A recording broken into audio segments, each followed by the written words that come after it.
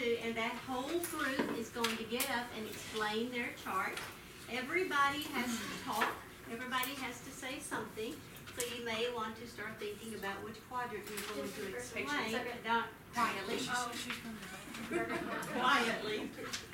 And then we will, we'll talk about these, okay?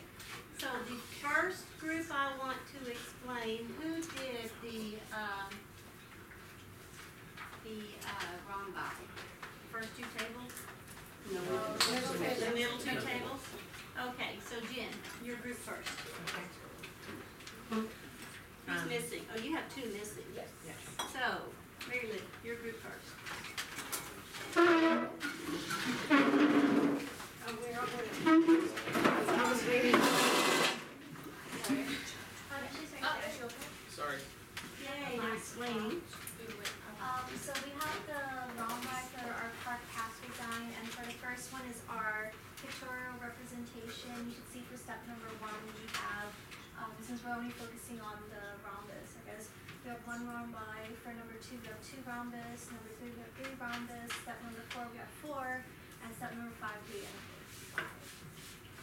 Our second box is our data table. We have our step number, which is 1 through 5, and then N. We have our processes for all of them, times 1, and then the total number, the number of rhombuses for each step, rhombi, is listed here, which is represented by B. Okay. Okay, then we have our graph, and on the x-axis we have our step number, which is listed in here, and then our y-axis is our rhombus, number of rhombus blocks that were in each step, or rhombi. Yeah, Rombi is plural. Yes, rhombi that were in each step, so that the number of, or the step number correlates to the number of rhombi. Okay. In the orange quadrant, we wrote the rule, which was B equals N times 1, where B basically equals N. To find a rhombus, the step is to multiply your X, which is your steps, times 1 to get your number of rhombi. Okay, so I have a question. Why, tell me again on your graph, why you chose what you did for each axis. The x-axis is step 1. Why did you put the steps on the horizontal axis and the number of rhombi Because on that's the the... independent variable, and the other one would be the dependent variable. I don't understand those words, I'm in the 5th grade. Oh, yeah. We know our number of steps, and we use the number of steps to find the number of blocks. Oh, okay. So the step numbers were given to you? Right. Okay, and you used that to find the number of rhombi? Yes, by doing the process or the rule. Okay, by the rule that you designed? No, we determined based on our chart, what the rule, your X value times something or plus or minus something would equal your number of blocks, and we determined that it was times 1. Okay, so Renee, what was your process up there? Times 1, so our step number times 1 will give us the number of rhombi for each step. Okay, nicely done, ladies. Go ahead and sit down, and then we'll go back to y'all in a moment. Okay.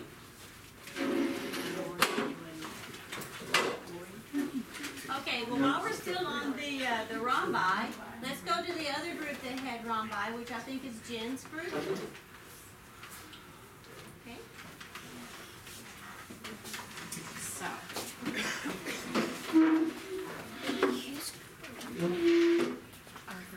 Total number. Oh, yes, so we drew out the steps 1, 2, 3, 4, 5. And we use that to come up with our chart, or what is this? Our table. Your data table? Yes. Okay. So we determined that the process was times 1, or the rule, taking 5th grade wise, they call it the rule. The rule is multiplying by 1. So n times 1 would give you the b, which ends up being the same thing as n is equal to b. Okay. So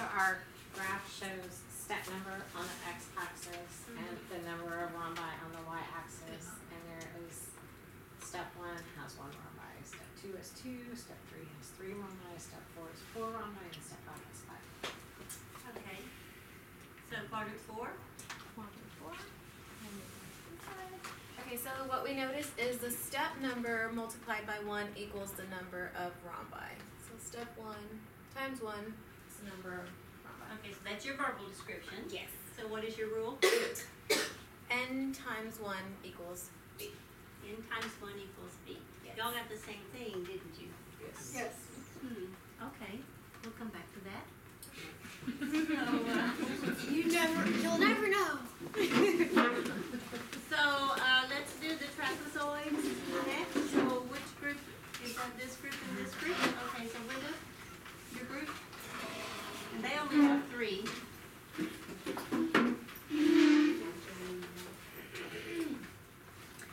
We started off with our number of steps or trapezoid. Right here, every step started off with 2, ended up with 10 here at the bottom.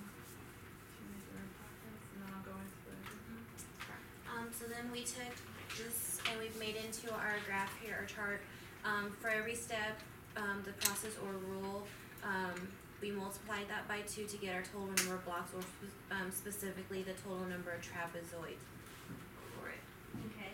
We have our graph here. Our x-axis is the number of steps, and the y-axis is the number of trapezoids that resulted. So that's graph on there. Okay. And when it came to our verbal description, didn't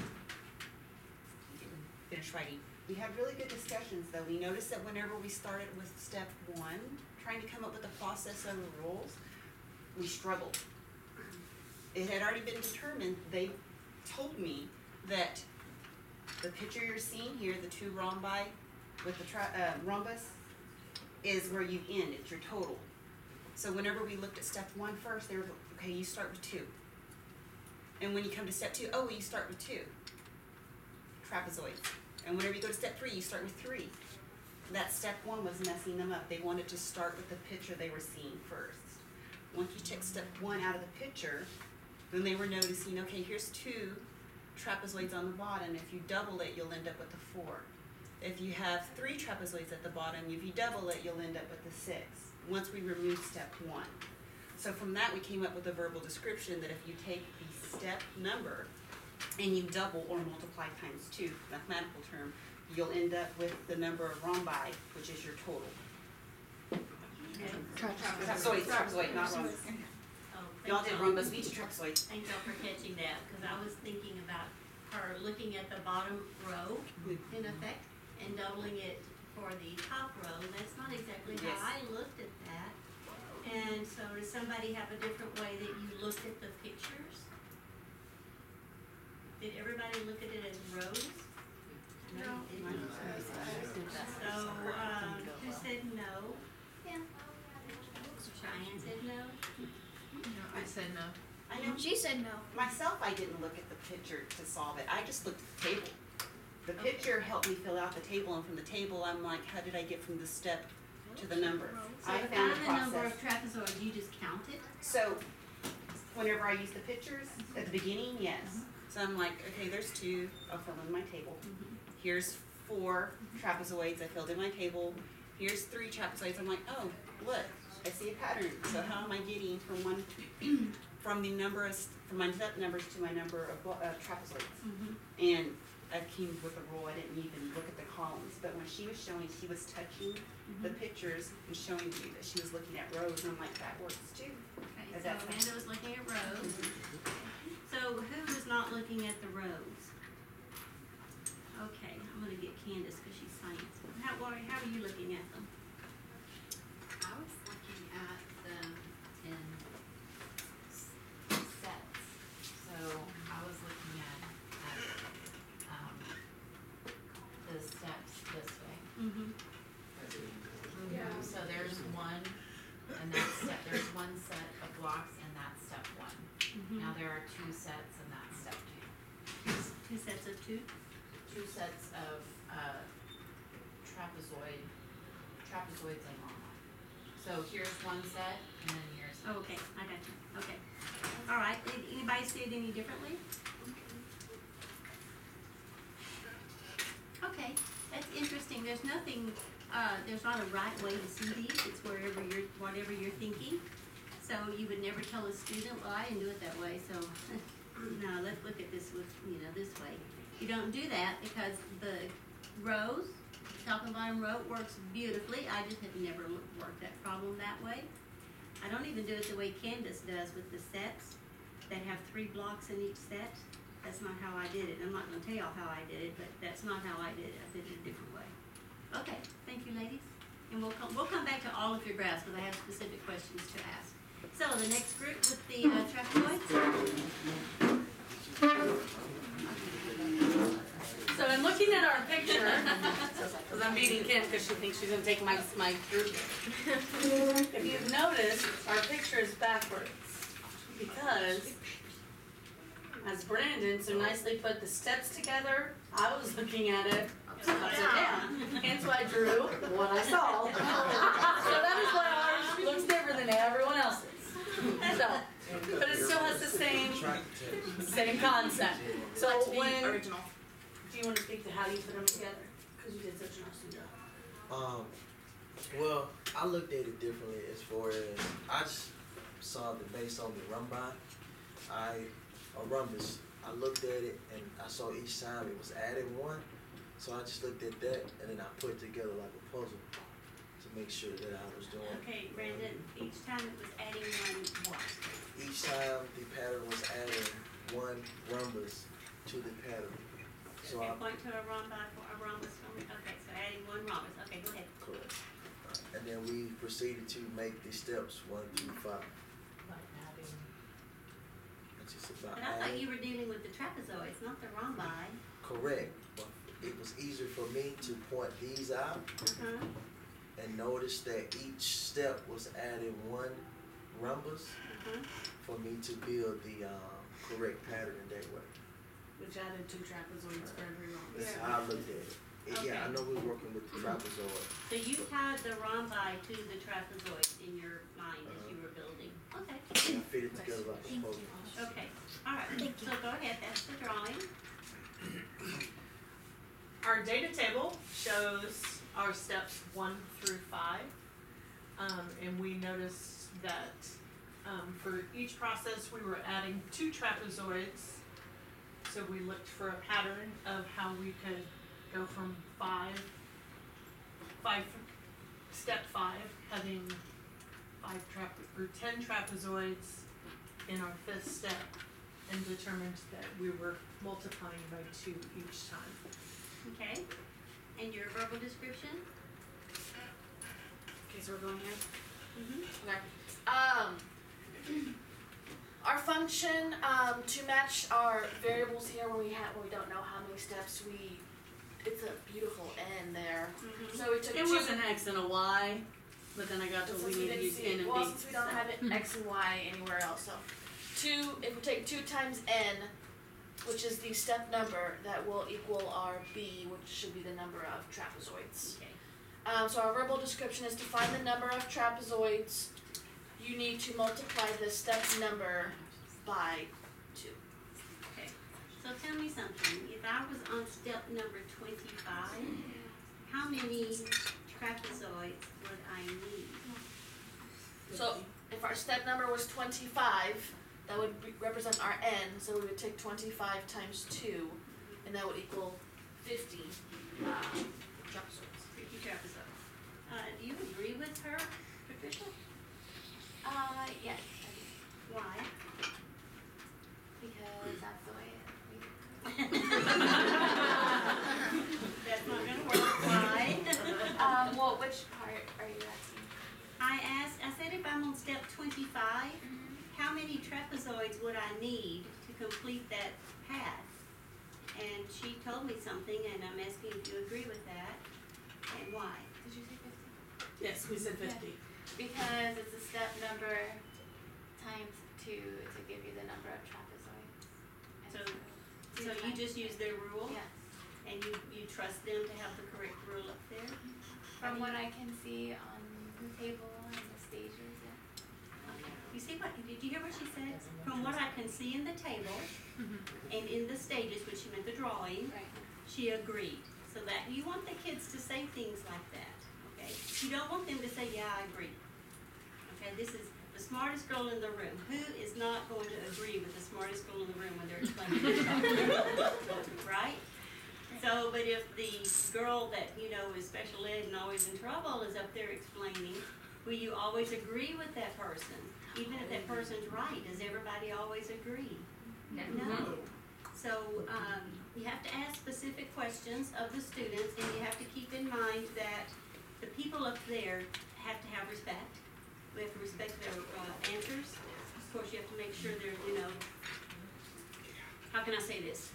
Even if they have a wrong answer and they put it up there, that actually mistakes are a good thing, so we'd have a rich discussion about that, but we'd have to do it very respectfully. So you have to train that in your kids, you know, from day one, all right? Did I cover all 4 quadrants? Dr. Bradley, Yes, ma'am. could I add to your last statement that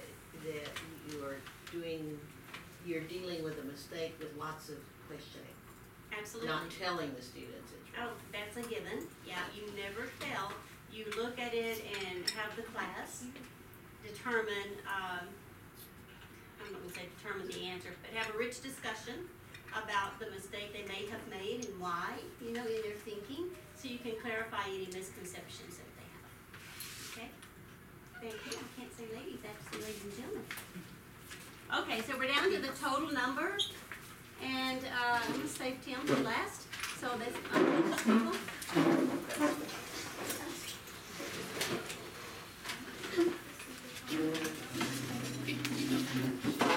You go.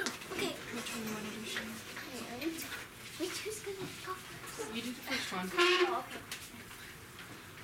okay. Okay. We saw with steps 1, 2, and 3 that there was a pattern.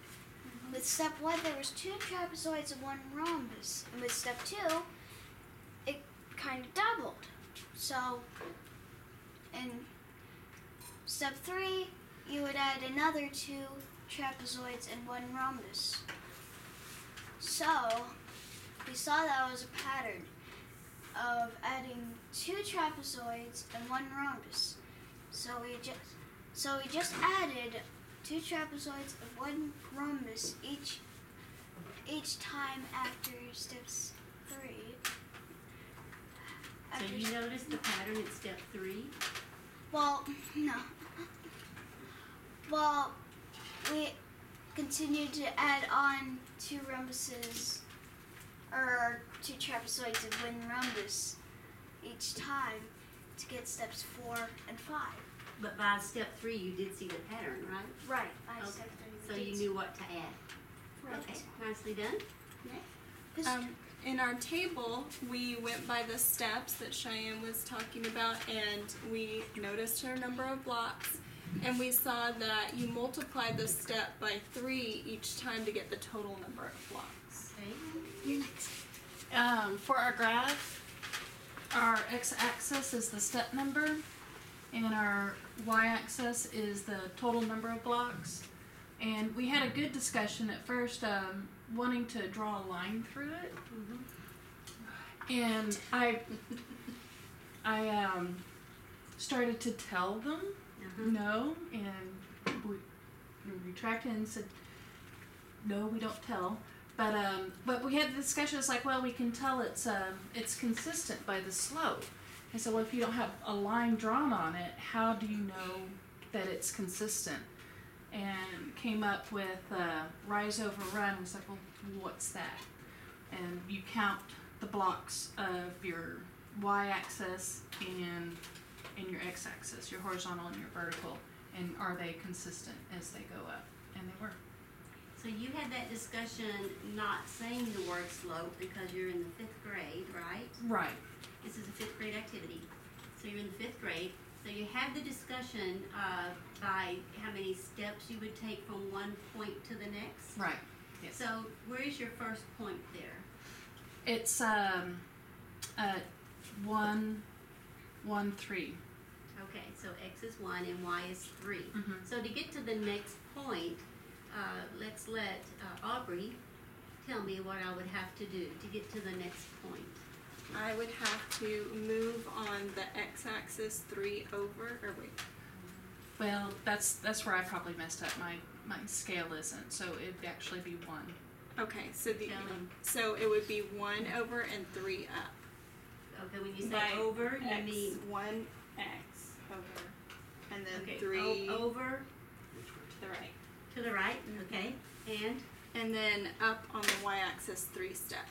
okay. And so then to get to the next point, what would I do? The same thing.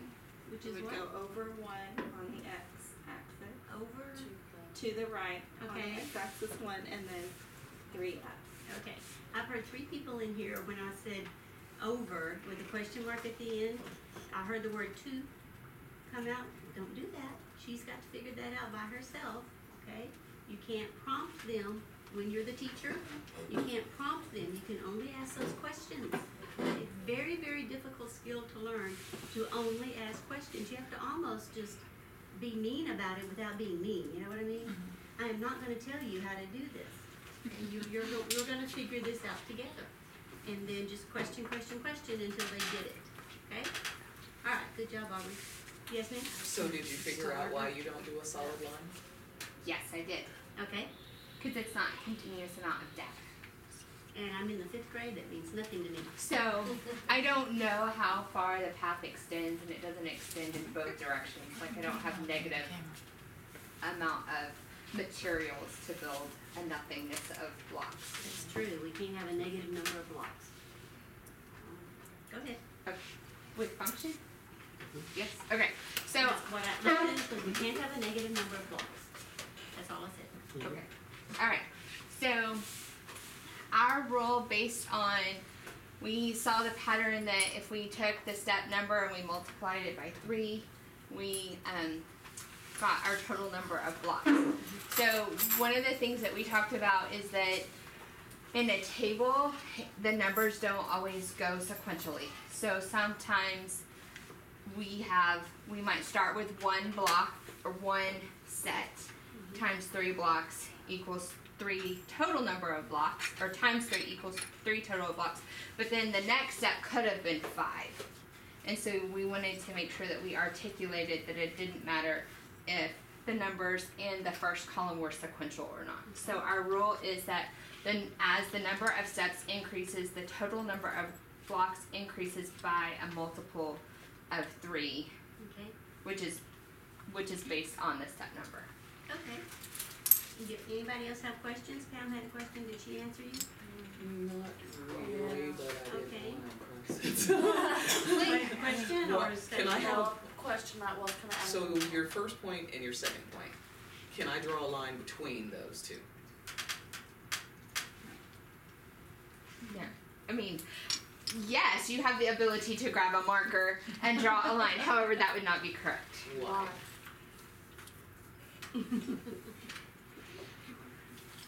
Because So put your finger on the first dot and move towards your second dot. Oh, sorry. Stop. No, before you get to it. You're telling Pam. because I don't have a partial. I don't have a partial step. I wouldn't just have 2 trapezoids. Or yeah. We'll come back to that. Yeah. Okay, because I want it Okay. to roll around in your head for a moment. That makes a lot more sense now. Yeah. Thank you. I know. Okay. I appreciate it. Thank you, ladies. Now,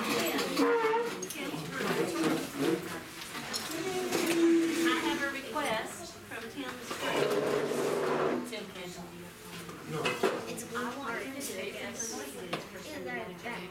Oh, okay. and then after you do that, I'll let them. All right, so we're watching Tim's. Okay, you paying Okay. attention? Alright, so I'm gonna start here with the pattern block. So when you take these numbers, when you take this, What is and- this? Hush, let him finish. thank you. When you take this and you multiply it by this number here, you're gonna get these numbers over here. Do the whole thing, whole chart. Okay. So when I took this number, I multiplied by 3, I got 3.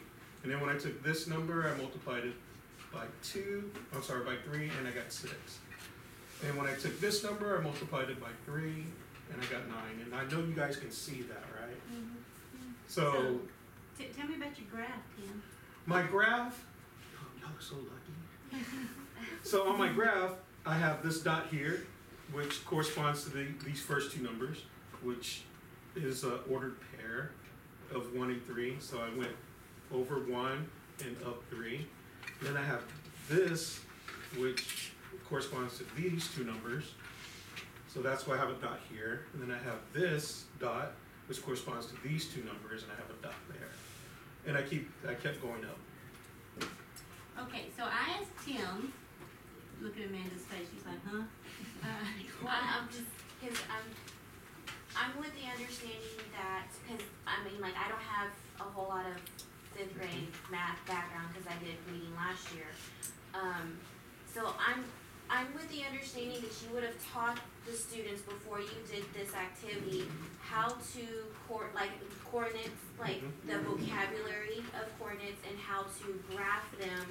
Like, cause I know you were prompting like over, and we have the habit of saying over where, like, so I'm with the understanding that you would have taught them that to say over to the right and up. I'm also with the understanding that you probably wouldn't say run and jump, because I've heard a lot of kids use that, and I know you say you don't want us to teach tricks, you want them to understand the process. So I'm with the understanding that you would say over to the right and then up, right? So I guess because with you saying this in there, I'm confused because I don't, like, and I know you prompt Rochelle not to say that, but me, as I'm completely lost because I don't know the vocabulary, and I kind of feel like an ESL kid when I don't understand what you're telling me. I guess that's, I understand the importance of using proper terminology for vocabulary, because I would have thought, okay, you would have shown me what are coordinates to say when we're graphing. You're looking at the table, which two numbers are your coordinates to place onto your graph. And that's why I'm like, so confused. Alright, I did not pay her to do that.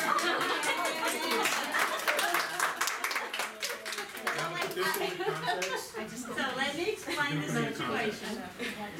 Let me explain the situation. The first year Tim was in the program, 2011. Figured that out. We had a Saturday session at his school, and his principal was there, and we did an activity similar to this. So they posted the charts up, and Tim got up to explain. And you want to tell us what you did?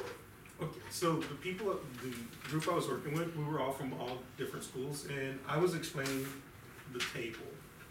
And I was using words like, well, this number and that number, and You can this even put number, number just on like there. I You did. just said this. I just said this, that. this and that. Mm-hmm. Dr. Browning, what is this? Just like y'all did. And for about 2 minutes, she just kept saying, what is this? And then I finally said, catch this. He said, it's right here. And then so I finally, I don't know what happened, but in my head, I just finally said, the step number. She said, thank you, keep going. So for those of you that have never done any of the program, that was my introduction to doing a 4-quadrant frame. That's why she asked me to do this and that. And I'm like totally seeing, like, cause I'm already like frustrated, cause I'm trying, and I'm trying to keep up, but like I understand, us having to like build their background knowledge, because that's what I'm thinking. That's why I told Brenda, and I was like, I'm like understanding that this is like me assuming that I have taught the kids coordinate and how to graph those coordinates and how to look at coordinates on a table in order for say, okay, here's an expansion, here's this activity for us to do where they get to practice all of that, because like, yeah, all of that, and this over here and there, and I'm like, I'm confused because I don't know what I'm supposed to be looking at. Like, you're pointing, but I don't see the connection, how it's relating to the graph and whatnot. So yeah, like that is so eye-opening. Like, It is, seriously. It is, and I love when you said, I feel like an ELL student. Yes, Like, that is how they feel. I will tell you that he finally did explain it correctly with nouns instead of pronouns, and that was right before lunch, just like today. So at that time, I didn't know him very well, or anybody really. So I took my little lunch, my little sandwich box, and I sat in the last table in the library trying to get away from all those people, because I'm really very private and very introverted, even though I don't act like it in here. So and what happens? Here comes Tim. Sat right next to me. Well, we had a great conversation. So thank you, Tim, for being my new guinea pig. Now, your group can now explain it. Okay. The rest. Picture, same as everyone's except we'll just forget about that. We started with the pattern blocks, drew the pattern blocks. We have step 1, there's 3. Step 2, we have 6, and we continued to add 3. And then 2 trapezoids and 1 rhombus, so 3 shapes. And instead of adding 3, what could be another way to represent it as a rule? And that's when we use the table to kind of figure out what the step number and the number of blocks, how we can link them together as a rule. Okay. So next. So on our table, since we found out that for every step we added another set of the shapes, so the 2 trapezoids and 1 rhombus, we figured out for each step number you multiply by 3, so 1 times 3 is 3, and that's your total number of blocks that we were given in the picture for step 1. So we started figuring out down here, like 4 times 3 is 12. Okay. And so n, 3n gives you b. Okay. Step number n. Multiply by 3 gives you b. Okay. Next. And then, we, put the information on this table, into a graph. So the x-axis is the step number or your input, and the y-axis is the total number of blocks or the output. And so, for step 1, there were 3 blocks. For step 2, there were 6 blocks. For step 3, there were 9 blocks. For step 4, there were 12, and step 5, there were 15. Okay. So that looks like, to me, is it increasing at a constant rate? It is? How do you know? Because for every step number, if you multiply by 3, you get the total number of blocks in that step. So I appreciate you going back to the table for that, because you do have to relate the graph with the table, the data table. But can you show me on the graph? So if I look at step 1, there are 3 blocks. And then if I go to step 2, so I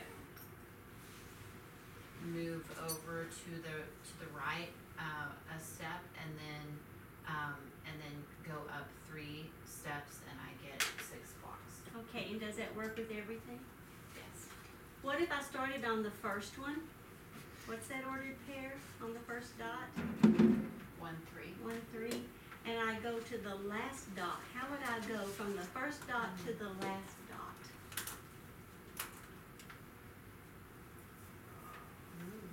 What How many steps would I take?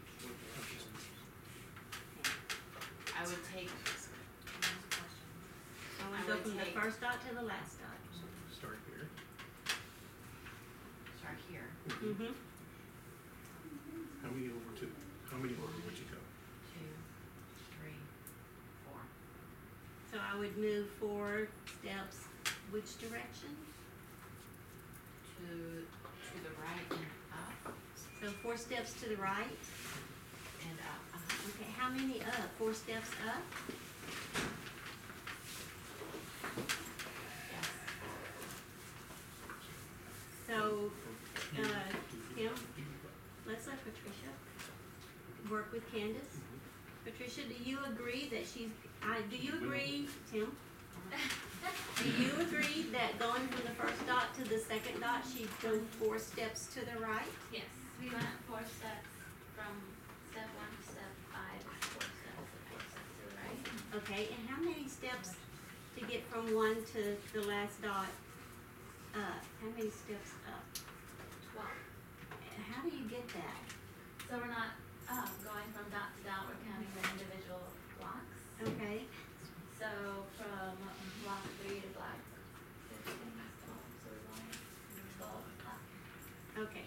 So 4 to the right and 12 up. Is that what y'all got? Is Amanda's table, if y'all want, y'all did the total, right? Right. If y'all wanna go from the first dot to the last dot, do you agree you can go 4 to the right and 12 up?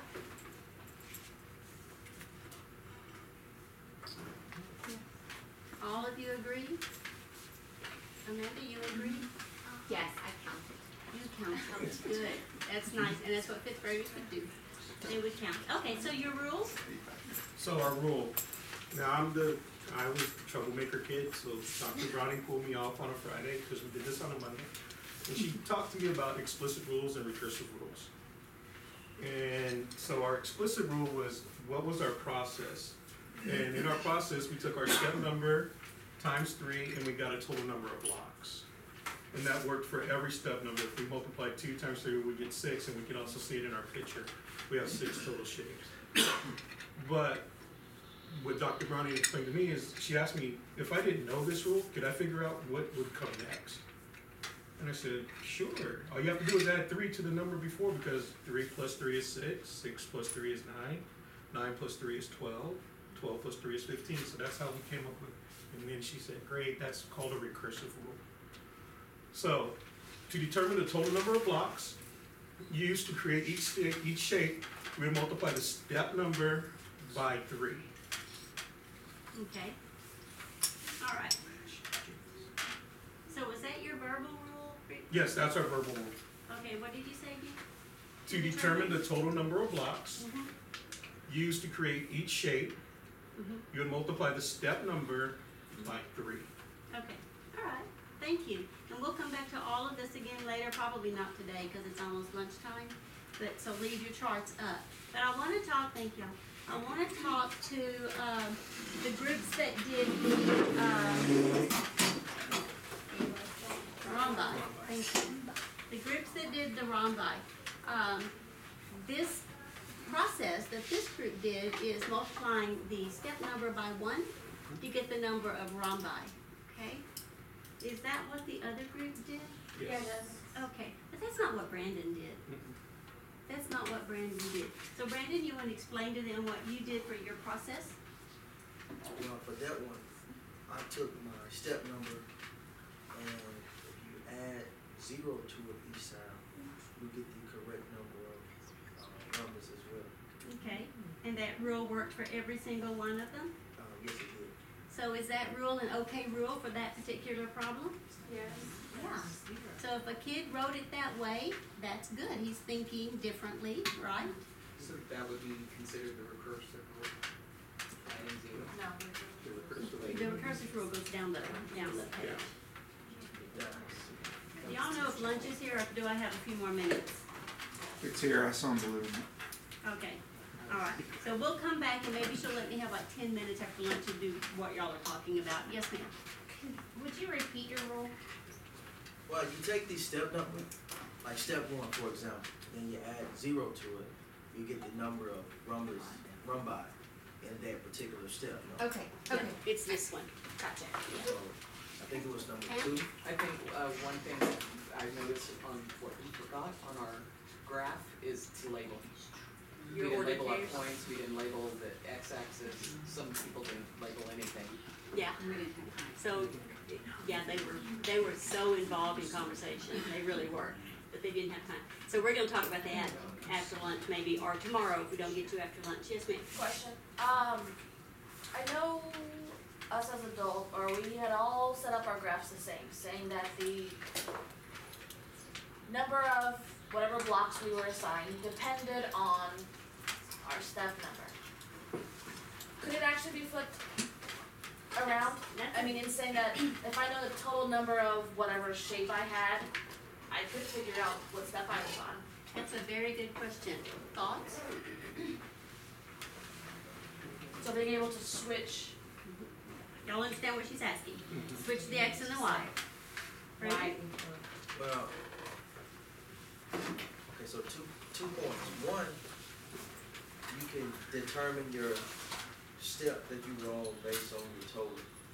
Alright, but you could not create the graph differently based off of, What do you mean by create the graph differently? That one is really, very dark, so I can see it from across the room, so let's well, what I'm look saying, at you that. couldn't flip your X and Y axis and get an accurate graph from that.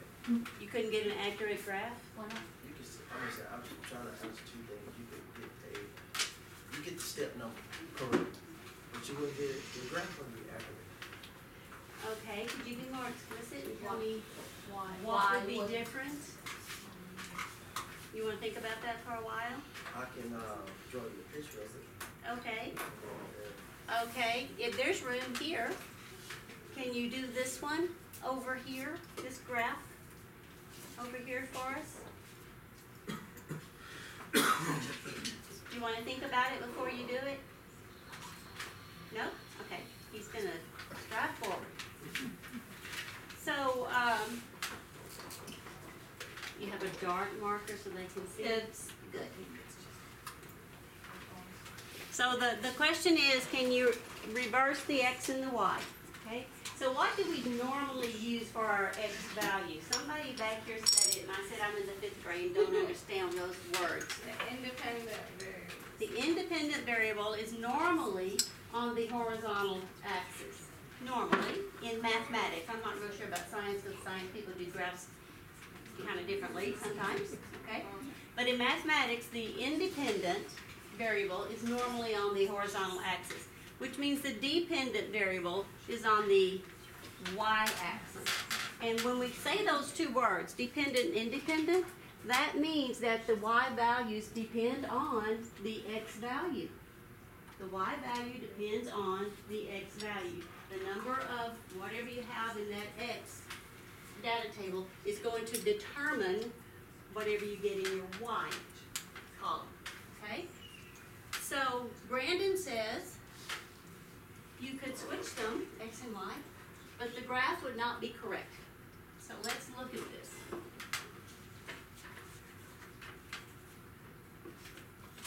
Thank you for being my guinea pig, Brandon.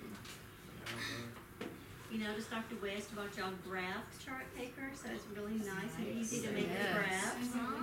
In the past, we have not had the graph chart paper, and so the graphs were not nearly as neat as they are now. Go ahead. So, first thing, switch the X and Y axis, so my, X axis is now the number of run by instead of number of steps, and the Y axis is now the step number instead of the number of run by. Okay. So let's proceed to, graph this. So for my number of run by would be 1, that'd be step number 1. For my number of run by it would be 2. Step number would be 2. So number run by for step 5, and then the would be 5. Skip one? Okay, 4, I'm sorry.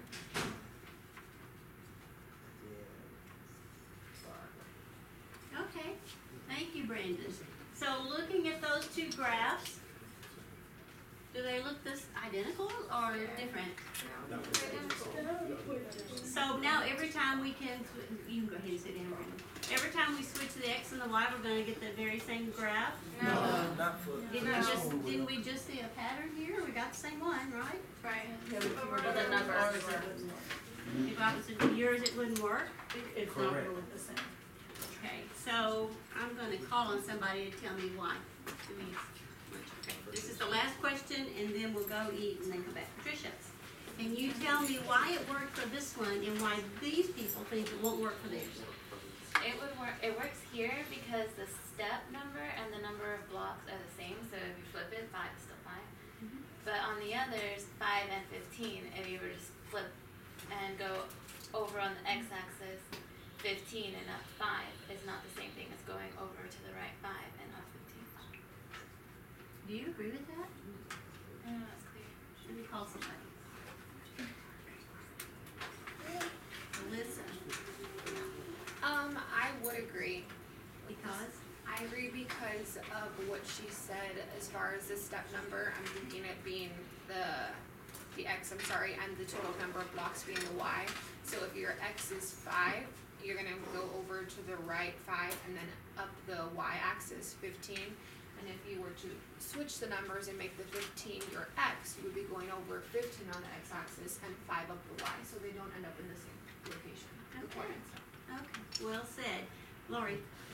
Would you also ask them to find step 0? Not right now, because Okay. lunch is here. So we're gonna go to lunch, but we will continue this and that will come up. Yes, ma'am. Yes, ma'am. Okay, Sandra has something to say. I have a question. Are they through with their manipulatives, or you wanna finish this after lunch? What's in your They're brain? through I'm not for reading it today well. because we have 4 more of these activities that get progressively more involved. Okay. So they're through for today. Okay, so put up all of your math manipulatives if you would, and, with the materials manager, take them to the back counter.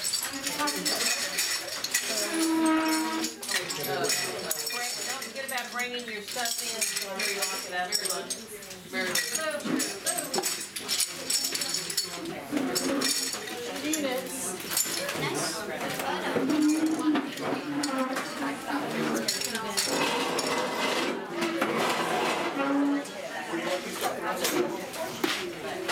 I'm already